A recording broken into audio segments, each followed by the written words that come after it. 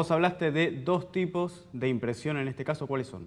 Entonces tenemos aquellas que se llaman de burbuja, bubble jet, o las que son por mecanismo piezoeléctrico. Vamos a ver, ¿qué es esto de piezoeléctrico? A ver, vamos con Mirá, ese. Fíjate, el MagiClick es un dispositivo de cocina que, perdón por el chivo, ¿no? Pero es un dispositivo de cocina que se usa mucho. A todo color el tuyo, por lo A que todo veo. color, sí, este encendedor a todo color, ahí lo tenemos. Pero bueno, esto no es lo importante, sino que los encendedores nuevos también tienen algún mecanismo similar al del MagiClick. Es un dispositivo piezoeléctrico. ¿Cómo es esto? Acá lo tenemos totalmente desarmado a nuestro encendedor. Fíjense que el mecanismo es bastante sencillo. Tenemos aquí un botón y esto adentro tiene una resortera. Lo que hace es acumular energía mecánica hasta que se produce un disparo y entonces por este cable salta una chispa. ¿Cómo es esto? ¿Cómo es que se produce este disparo? Bueno, esto es sencillo. Aquí adentro hay un metal piezoeléctrico que tiene una particularidad muy interesante. Cuando lo golpeas, libera energía. Bien. O sea, cuando intentás deformar al material, libera energía, y bastante energía. Pero además funciona también al revés. Cuando le pones energía, se deforma. ¿Esto qué quiere decir? Que este mecanismo, tanto del MagiClick como de los encendedores electrónicos, así se lo llama, aunque no tienen nada de electrónica, cuando golpeamos la pieza piezoeléctrica, dispara la chispa. Ahora bien, imagínate un tubo. Sí. Y para eso vamos a utilizar el viejo gotero. truco exacto, la pipeta, el gotero, etc. Esto es bastante conocido por todos nosotros. Presionamos la bombillita, estamos generando vacío y al soltarlo, esto va a absorber el líquido que estamos absorbiendo. Y luego vamos tirando y por goteo va a ir cayendo el líquido. Bien, ahora imagínate que esto estuviese dentro de una impresora y que tuviéramos muchísimos de estos tubos, obviamente muchísimo más pequeños desde ya. Ahora, ¿cuál sería el elemento que ejerce esta presión para que la tinta salga? Bien, acá podemos tener un material piezoeléctrico que haría las veces de mi dedo y al inyectarle una cantidad de energía suficiente se va a enangustar y de esta manera va a ejercer por presión, va a lograr que se rompa la tensión superficial del líquido en la punta y va a liberar una gota. Esa es la forma en que la impresora va liberando gotas sobre el papel a medida que va recibiendo esa presión. Esos impulsos eléctricos que se transforman en presión de goteo, digamos así. Bien. Entonces, ahora, ustedes ven esto. Bueno, con las impresoras de este tipo no tiene nada que ver, no es tan así. De hecho, las impresoras más viejas ya, de chorro de tinta en forma genérica y piezoeléctrica inclusive, solían tener 32 inyectores. Y de ahí, en más, 32, 64, hoy por hoy hay cabezales de inyección de tinta por este o por otro mecanismo que pueden llegar hasta 3.000 inyectores. Obviamente estamos hablando de impresoras fotográficas de altísima calidad. Pero este es entonces un método, el del MagiClick, el del mecanismo piezoeléctrico. Hay otro. A ver, ¿cuál es el otro que tenemos para este tipo de impresión? El otro es el sistema de burbuja, el bubble jet. ¿Cómo funciona? Bueno, una vez más, imagínense que tenemos el tubito donde vamos a tener la tinta que tiene que ser liberada en forma de chorro, en realidad es en forma de microgotas, ¿sí? Claro. ¿Cómo hacemos para que salga esta tinta? Se calienta este tubo muy cerca del punto de inyección y entonces se genera, al calentarse la tinta, se genera una burbuja de aire. La burbuja de aire en determinado momento desplaza la tinta Tiene y que hace... salir por algún lado. Exactamente. Entonces, con un impulso eléctrico se calienta, sale la gotita y luego se desconecta la energía y al enfriarse entonces se vuelve a llenar el ducto con tinta. Ahora bien, lo curioso de esto es quién y cómo descubrió esto del bubble jet que revolucionó todos estos mecanismos de impresión. A ver, ¿cómo empezó esto? Porque bueno, todo tiene un principio. Sí, y vos sabés que muchas veces en quién lo inventó hay un poco de mito en todo esto, ¿no?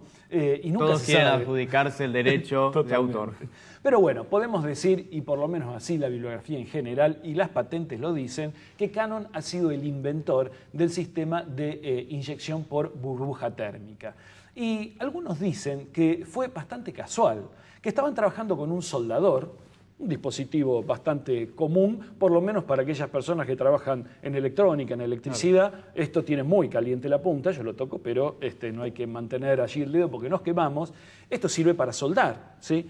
Bien, dicen algunos que tenían una jeringa con tinta, así que nosotros vamos a ir repitiendo esto del experimento, a ver si esto es real. Vos decís que esto lo descubrió por casualidad. Absolutamente, con Estaba probando y muchos fue por descubrimientos. Realmente, mira que muchas de las patentes y muchos de los inventos, como dijimos, salen a veces casi de casualidad. Claro. Bien, vamos a pedirle a la cámara que tome un poco de cerca la punta, el soldador y el papel. Estoy utilizando un papel absorbente de cocina simplemente para no enchastrarnos nosotros. Vamos a ver si esto es cierto. Dicen que estaban trabajando entonces con una jeringa, con tinta, y que por una de esas casualidades llegaron a apoyar la punta en el soldador. Mirá. Fíjense. Apenas tocó. ¿Ven lo que pasó, no es cierto? Se disparó, entonces ahí vemos las chorreaduras de tinta. Se dispara entonces al calentarse. ¿Y por qué es esto? Es muy simple el principio. Se calentó entonces la tinta que teníamos allí, esto generó una burbuja y por lo tanto por sobrepresión inmediata esto es expulsado en forma de gotas. Es parecido a lo que nos pasaba accidentalmente con las viejas lapiceras de pluma, ¿no? Que uno la tenía siempre y te caía la gota sobre el papel. No era lo que queríamos, pero pasaba. Bueno, precisamente en aquellos métodos, que eran los más viejos, la tinta en principio no se caía de la pluma por justamente la tensión superficial que todo líquido tiene. ¿Vieron cuando la canilla no queda del todo cerrada y parece que se empieza a estirar la gotita, pero no se rompe, porque la tensión superficial evita que por gravedad caiga el agua, hasta que llega un momento que el peso es insuficiente, supera la fuerza de la tensión superficial, se rompe la tensión superficial y cae la gotita. En el caso de las plumas viejas, las plumas fuente, entonces la tensión superficial impedía que la gravedad hiciera que la tinta cayera. Pero claro, al tomar contacto con el papel se rompe. Y la absorción misma del papel hacía que eliminara tinta. Efectivamente. Pero bueno, a veces no era tan así y lográbamos tener un enchastre bastante interesante en nuestra mesa. Bueno, de hecho después para eso fabricaron los papeles secantes, ¿no? Claro, efectivamente. Para ir limpiando la pluma que nos quedaba chorreada. Ahora bien, imaginémonos que este principio, que nosotros lo hemos demostrado acá en forma práctica, pero que se vio muy claramente, manejado inclusive en algunos cabezales por miles de inyectores, tiene que ver con inyectores realmente muy pequeñitos y con un sistema térmico que realmente tiene que ser bastante complejo. Ahora bien, nosotros hablamos de máquinas que son capaces de imprimir inclusive fotografías y con muy buena calidad, con muy buena resolución, lo que implica obviamente que vamos a manejar color con muy buena calidad y muy buena resolución. Y este es un momento ideal para recordar los temas de color. Así es, habíamos visto en programas anteriores cuando hablábamos de la fotografía cómo se formaban los colores a la hora de que la pantalla interprete los colores mismos de la foto. Vamos a ver ahora cómo lo interpreta una impresora. Ahí está. Y entonces teníamos diferentes mecanismos de coloración. Habitualmente, para las impresoras, habitualmente no, siempre, las impresoras utilizan un sistema de coloración que es un sistema sustractivo. ¿Qué quiere decir esto? Necesitamos luz blanca para poder ver los colores. Si nosotros una hoja impresa apagamos la luz y estamos en total oscuridad, no vamos a ver absolutamente nada. A diferencia de los monitores que emiten luz y son por lo tanto sistemas aditivos. ¿Esto qué quiere decir? La luz blanca es absorbida por los materiales. Estos materiales absorben una parte de radiación del espectro de frecuencias que genera todo el arco iris completo y una parte no la absorbe, rebota. Ese es el color que nosotros vemos. Entonces, los sistemas que se utilizan son los llamados CMYK. Vamos a ir paso por paso. ¿Por qué la C? Vamos a tratar de verlo con una cámara en cercanía. La C viene de cian. Cian es un color, vamos a ver, más o menos parecido a un celeste cielo, pero no es celeste, ¿sí? Es un color primario dentro del sistema de coloración CMYK.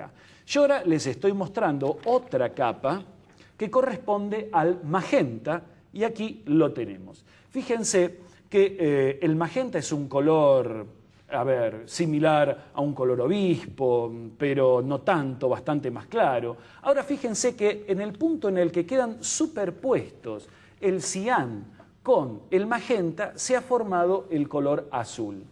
Ahora agrego otra capa de color, en este caso el Y, que es yellow, el amarillo, acá lo vemos, y fíjense que en el punto de superposición con el magenta se forma el rojo y en el punto de superposición con el cian se forma el verde. De esta manera entonces logramos toda la gama de colores. Ahora bien, vamos a volver a la hoja donde tenemos todas las capas de color y ustedes van a ver acá que tenemos todas las capas de color superpuestas y estamos viendo un color negro, pero no es un negro puro, no es un negro absoluto, es un negro un poquitito como arratonado, un poco grisáceo.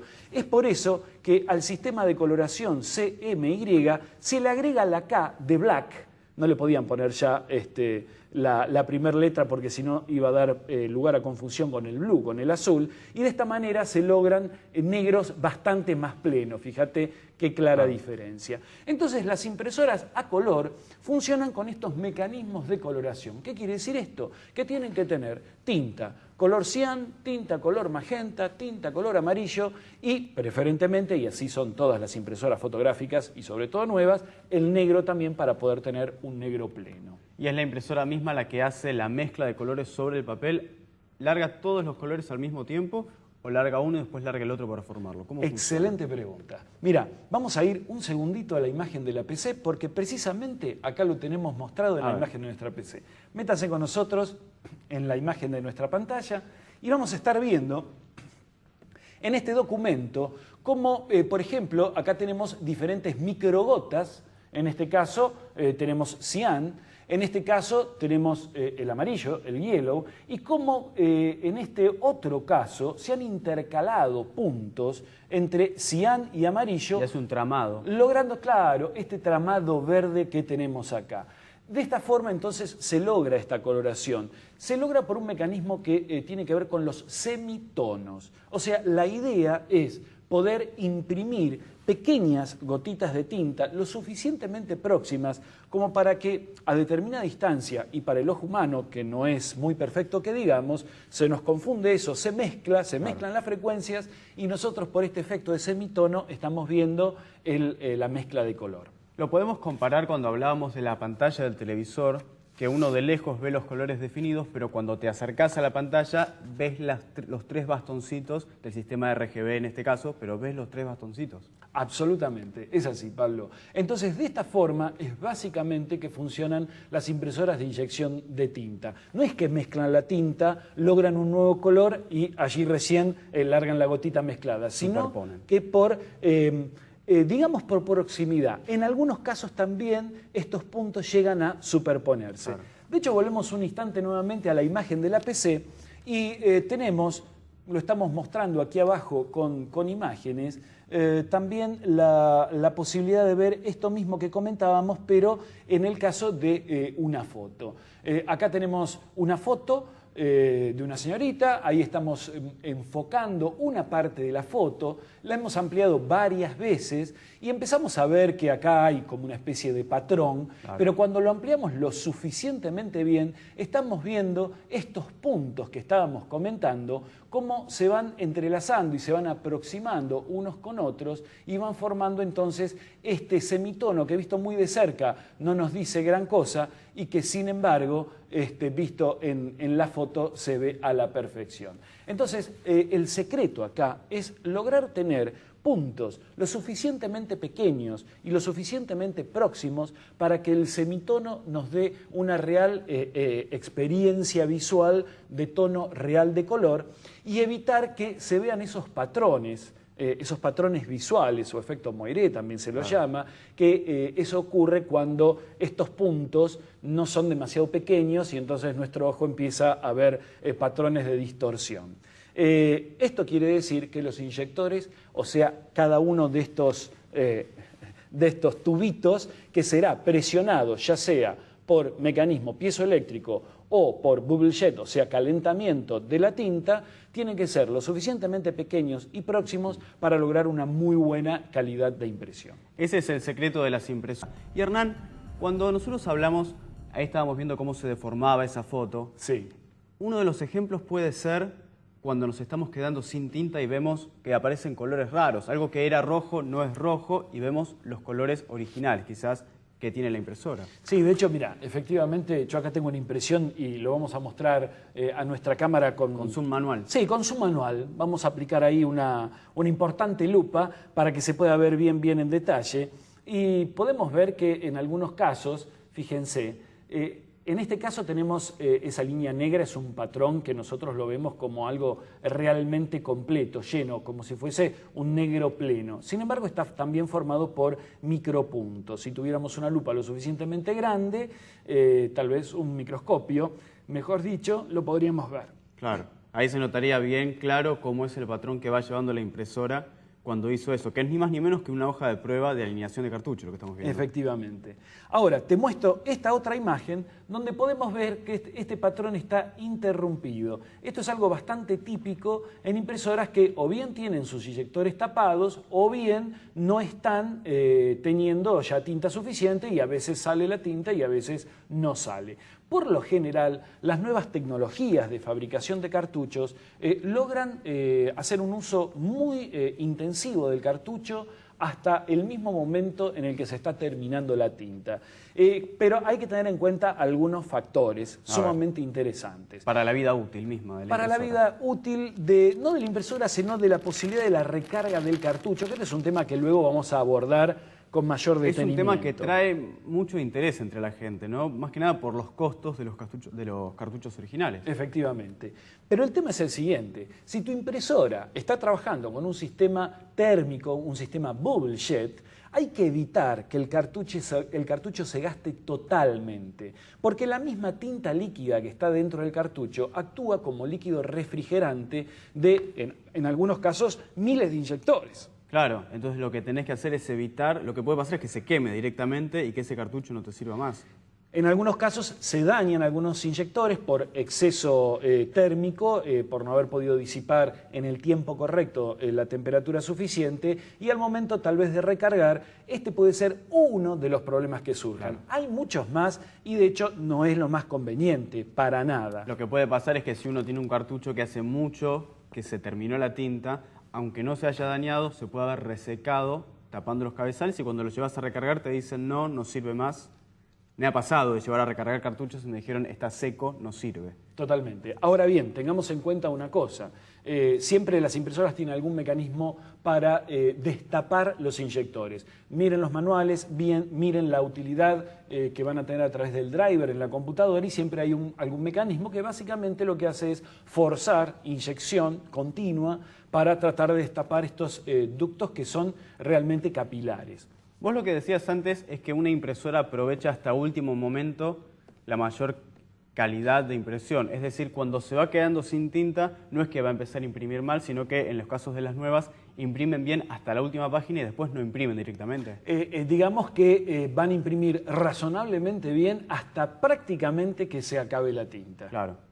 Antes notábamos, con las impresoras viejas, notábamos que el negro era gris, un poquito más claro, hasta que ya no se veía nada. Hasta que se agotaba totalmente. Claro. Mira, en este momento en pantalla tengo para mostrarle a nuestros televidentes un ejemplo gráfico de cómo son los inyectores. Vamos a ver la imagen. Y acá lo podemos ver. De hecho, mira, vamos a hacer una cosa.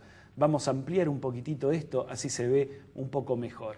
Mira, estos serían los inyectores, estos tubitos que estamos mencionando. Cuando decimos que la impresora tiene una posibilidad de imprimir 600 dpi o 1200 dpi, como veíamos en el gráfico, tenemos que aclarar de qué se trata esto de los dpi. A ver, ¿qué es un dpi? Un dpi viene del inglés, una sigla, y significa dot per inch, o sea, puntos por pulgada. Si dice 600 dpi, nos está diciendo que entran 600 puntos en una pulgada, 2.54 centímetros aproximadamente. Bien. Cuando nos dicen 1200 es exactamente el doble. Entonces, ¿qué ocurre? La impresora puede resolver